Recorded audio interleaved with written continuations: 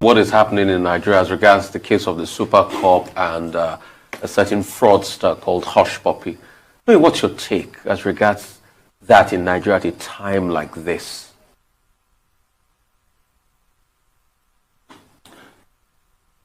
Well, at a time like this, very trying times indeed for Nigeria. Hush Puppy, Sunday Igboho, Nnamdi Kanu, all of them coming about the same time, all revolving around the issue of extradition. Extradition, to extradite, to take a person from one country to another. I think we have to quickly look at it, even historically. It didn't just start today. It started from Ramses III in the Bible, when the Treaty of Peace with the Hittite came up in the Bible. You will see it there. And remember that Nigeria has extradition treaty signed with America as far back as 1931 and became operational in 1935. I remember that in the case of Sunday Igboho, there is the extradition treaty between Nigeria, Ghana, Togo, and Republic of Benin of 1984. And don't forget that when America is demanding for Abba Kyari, I had people say, oh, the FBI can now arrest Abba Kyari. No, you cannot do that. FBI, Nigeria is a sovereign country for crying out loud, no matter how down the doldrums we have become.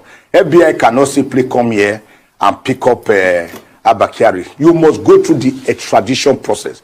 And the extradition process is as established or as analyzed or as espoused in the Extradition Act of the laws of the Federation of Nigeria 2004.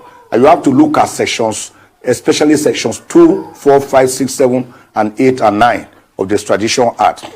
And again, let me again quickly say, this is not the first time we're having a case of extradition.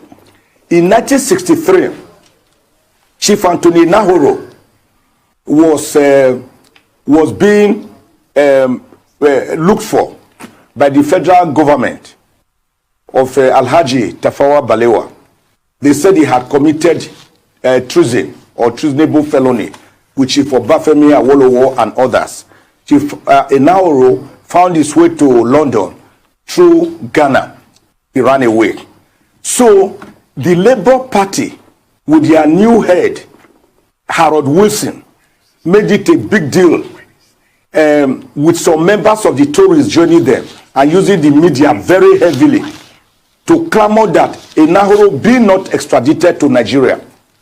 But the government of Harold Macmillan, who was the minister, was caught in between and in between as to the respect for human rights of Chief Anthony Nahoro and not to hurt Nigeria as a political deal. But at the end of the day, Nahoro was extradited to Nigeria and he was tried and jailed for 15 years. It was the Gowon regime that released him, and Chief Obafemi Awolowo and put them in key positions in the government so as to drive the country's progress. So the extradition therefore did not start today. But in going through extradition, the Attorney General of the country has a crucial role to play under the Extradition Act. He and a magistrate, or under Section 251 of the Constitution, a judge of a federal high court. The country requesting for extradition, like the US, must make a formal request through its consular here or its representative here that we want this man back in our country. It must be a formal writing. They must attach a warrant of arrest from their home country attaching to that request. Or if the person had been jailed, a certificate of conviction that such a person they want extradited had already been convicted in their own country. That is why they want him to come and serve his sentence. Then the Attorney General will look at the papers, whether there's enough evidence for that person to be extradited. If he's satisfied, he goes before a magistrate and presents the papers. The magistrate or judge looks at the papers critically to know whether the offense is a felony, it's not a trivial offense, whether it is an extraditable offense, or whether, because under Section 3 of the Extradition Act, if he finds that the offense the person is being accused of is of a political nature, or that the person is being persecuted for his political beliefs or religious belief or because of his race, then he can refuse the extradition and the matter will die there. Extradition, therefore, is not something that you start today and finish tomorrow. It is labyrinthine. That was why Senator Buruji Kashamu, for more than 6 years, could not be extradited because his lawyers had to go to court to enforce his right. Question: what are those offenses for which extradition can be required? Such offenses are like money laundering, advance fees, fee fraud, treason, serious offenses, but certainly not offenses, for example, like when you are asking for self-determination of your people, which is recognized by Article 1 of the United Nations Declaration of Human Rights of 1948, and also recognized by Article 20 of the African Charter on Human and People's Rights. And you cannot be extraditing a person, for example, like Sunday Igboho, if he has run to Republic of Benin to seek asylum, which is recognized by Article 12 of the African Charter of Human and People's Rights. So the extraditing, the requesting country must show that the person they are requesting to be extradited is not being requested for on grounds of politics or his belief in religion or his activities as a human rights activist, that it is simply because he has committed a crime, and that crime must also be a crime in the country making that request. So it is not something that is just easy, as easy as that. So the case of Abba Kyari therefore falls into the category of extraditable offenses. But the American government cannot use FBI or CIA and come here and pick up anybody. The last time we had that happen, and it can never happen again, not in this modern world, I remember was July 1984, when Alhaji Umaru Diko was created. I was about to be brought forcefully into Nigeria. He had been a very vocal critic of the government of then Major General Muhammadu Buhari as head of state, when he and others were being looked for in terms of saying, oh, they committed some financial impropriety during their time. So he ran to London. Although Israel at that time did not have any formal relations with Nigeria, diplomatic relations, the Nigerian government enlisted the help of Mossad to help them look for Alhaji Ibrahim Umaru Diko, and they went to Hyde Park area and started monitoring him. And when they saw him, they captured him, they drugged him, they put him in a crate like a diplomatic bag. But there was a snag. Section 21 of the Vienna Convention of 1961 saying all diplomatic bags must be carefully labeled and showed as diplomatic bags. So the London's courtyard and others became curious that these diplomatic bags were not so labeled. So they opened them and discovered that Umaru Diko was lying there in a crate, drugged, about to be deported to Nigeria or extradited to Nigeria. Forcefully. Come in here. So they took him back. That was what saved him. Was that the case of Nnamdi Kanu? How come Nnamdi Kanu, who found his way to Kenya, he was staying in London and other countries? How did they capture him? How did they bring him to Nigeria? The Attorney General did not tell us. He merely said he was intercepted with the cooperation of international people. Who were these people? Was it Interpol? Interpol has no right to just capture a person and carry him to his country by force. For God's sake, the world is not a jungle. It's not the Herbaceous state of nature where life was short, nasty, brutish, and solitary. Well, Dr. The world is governed by laws. And yes. Yeah, if I may come in here, we're beginning to run out of time. But two quick things. The first one, if you can be brief about it, and then you spend some time on the second leg. It has to do with what we call the booby trap that lies ahead with regard to the APC congresses. What exactly is that booby trap that you're talking about? That's one. And then quickly, the Zaki case. Femi Falana SAN, who is the defense counsel in the matter, says that the Kaduna State government, going back to court to file an appeal or to present new charges of treasonable felony, is abusing the judicial process. Do you agree with him? You will recall that last week, Zaki and his wife, leader of the Islamic Movement of Nigeria, were both freed following the no-case submission by his defense counsel. Those two issues, quickly. The booby trap is simple. The banana peel.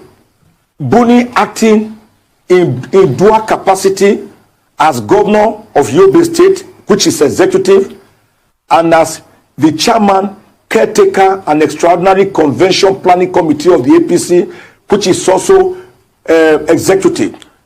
Both positions being done together are forbidden by Section 183 of the Constitution and Section 17, subsection 4, Article 17, subsection 4 of the APC Constitution. And the Supreme Court, mind you, the majority decision never said, never pronounced that they were right to have done so. They never pronounced that Buni was right, or that Section 183 or Article 17, subsection 4 did not apply. They merely based the judgment mostly on the fact that Buni, the center of the case, ought to have been joined as a party. And not being so joined, it means that Akere the room must have it. So that is the booby trap. It means that those people who are aggrieved by APC convention, the various conventions or what you call it that were held yesterday, the various primaries or across the country, people can go and challenge them, and actions done as the minority judgment made it clear. He said all actions, all matters authenticated by Buni were null and void, and that they should take the consequences of their action because they have already decided to be guided by Article 17 of their political party, and they must therefore take the consequences that arise, that emanate from their own action. The minority judgment of 3, very lucid, very cerebral, was very clear about this. That is the banana peel. That is what I see as the problem that lies ahead. How they get over it, like we always say, time shall tell. On the issue of Zaki, I totally agree with my brother, friend, Alene brother Sikh, Femi Falana, that Zaki, who has been under torture, under incarceration, since 2015, as soon as this government came on board, he's just being persecuted. When something leaves the realm of prosecution to being persecuted, it becomes abhorrent. Not only illegal and unconstitutional, it also becomes immoral. Zaki, after 6 years, since 2015, of brutal, excruciating trial, was finally released or had to be released by the High Court in Kaduna State with his wife just last week. But do you know what? about 2 days before the judgment, the Kaduna State government, apparently knowing or seeing the signs that they had not made out a case against this man, quickly prepared and filed fresh charge against this man and his wife so as to hold them down. You see, what I always tell these people is that they seem to forget that power is ephemeral and that it comes and goes like a bubble. That it is a case of soldiers go, soldiers come, but barracks remain. That they will not be there forever. You cannot keep a man and his wife away for 6 years, and after a competent court of law made them to regain freedom, you again use style, what you call artifice and design and devise craftily like a tortoise to keep them back by slamming on them fresh charge. There must be an end to trial. I expect my friend Femi Falana to go to court. One, to say it's an abuse of court process, it's outrage for acquit. It's the doctrine of double jeopardy. Having been acquitted, they cannot be tried for the same offense or offense similar. And if they appeal, they cannot file appeal at the same time simultaneously and be filing plea. Either way, the government will lose out to Ex-Zaki. Let my people go. Let my people go. This government should let the poor people, the beleaguered people, the suffering people go. If they cannot be given food and shelter and safety, at least let them be. You cannot beat a person and tell him not to cry again. What has Ex-Zaki done?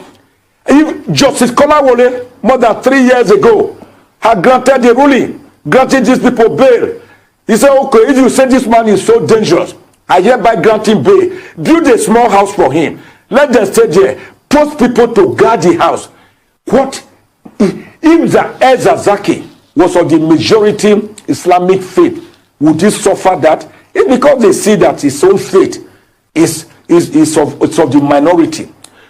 Shouldn't Nigerian government get out, look at Section 10 of the Constitution and get out of religious matters to know that the state shall not be interested in religious matters? Shouldn't they get out of all this Jerusalem pilgrimage, all this Haji Mecca pilgrimage? What is their business? Where we have no schools, where we have no water, where we have no roads, where we have no food to eat, where we have no shelter, where we have no security, where corruption is trotting about like a peacock, when we are the 148 out of 180 most corrupt nation in the world, when we have become the poverty capital of the world, outstripping India, when security is we cannot go on our roads, we cannot drive on the road, we cannot stay in our homes, we cannot walk on the footpaths, Boko Haram, armed bandits, insecurity. We have never had this so bad, for God's sake. We have never had this so bad. Judge, let any Christian pick up the Bible, or any Muslim pick up the Holy Quran, or any atheist or idol worshiper pick up the iron, the Ogun worshiper, and say, I am better off today in Nigeria than I was in 2015. I will want the person to challenge me to a television debate, to be televised live, if possible, bring CNN and BBC and all the stations in Nigeria. Let us look at all the indices from 2015 to now. 2015, when Nigeria was rebased as the biggest economy in Africa, with over $500 billion rebased economy, overtaking South Africa. I want to see the indices that any person can say we are not worse off today than we were in 2015. This government should guide this law. You see this thing on my table, and let me show it. The buck stops here by ex-American president Harry Truman. The president must accept responsibility. If he fails, they will say the Buhari government failed. If he succeeds, it will be said that the Buhari government succeeds. He must accept responsibility, rein in his people, and have a better government. He has less than 2 years. Time is no longer on his side. He has less than 2 years. This is August. He has actually 1 year, just 1 year and about 10 months more. Or about 1 year and 9 months more.